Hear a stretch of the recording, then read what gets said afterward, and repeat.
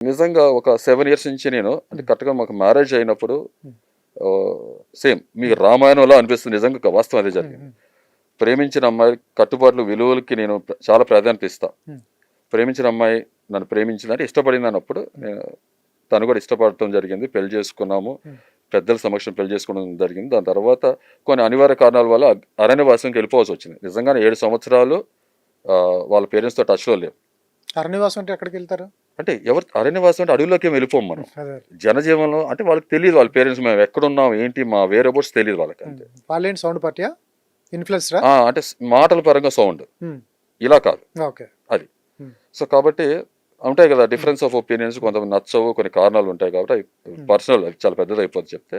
దానివల్ల మేము వేరుగా అరణ్యవాసంలోకి వెళ్ళిపోయాం. తర్వాత నేను అంతకుముందు జాబ్స్ చేసేవాడిని. దాని తర్వాత జాబ్స్ తర్వాత మ్యారేజ్ తర్వాత బిజినెస్ ఎంటర్ప్రెన్యూర్. జాబ్స్లో నాకు ఒక సాటిస్ఫాక్షన్ కలగల. ఎందుకంటే ఫస్ట్ నుంచి ఎన్ని జాబ్స్ చేసినా మంచి మంచి పొజిషన్స్కి వెళ్ళాను, కానీ బట్టతలోడికి దువ్వెన అమ్మాలనే సిద్ధాంతం నాకు నచ్చేది కాదు. బ్లఫ్ బిజినెస్ నా వల్ల కాదు.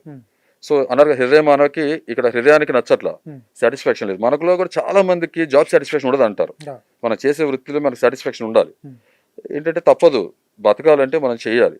చేసేవాడిని అంటే నాకు ఒక డెస్టినీ రాసి ఉందేమో అనుకునేవాడిని. సరే ఇంకా జాబ్స్ వద్దు, వ్యాపారం చేద్దాం, నేనే కొంతమంది జీవితం ఇద్దామనే ఉద్దేశంతో ఆ సంకల్పంతో కొత్త జర్నీ స్టార్ట్ చేశాను మ్యారేజ్ తర్వాత. Entrepreneur business, furniture fabrication, manufacturing and supply. బెదిరింపులతో ప్రజా గొంతుకను నొక్కగలరా? తెలుగువారి మనస్సాక్షి సాక్షి టీవీ. సాక్షి టీవీ ప్రసారాల కోసం వెంటనే మీ లోకల్ ఆపరేటర్ను సంప్రదించండి.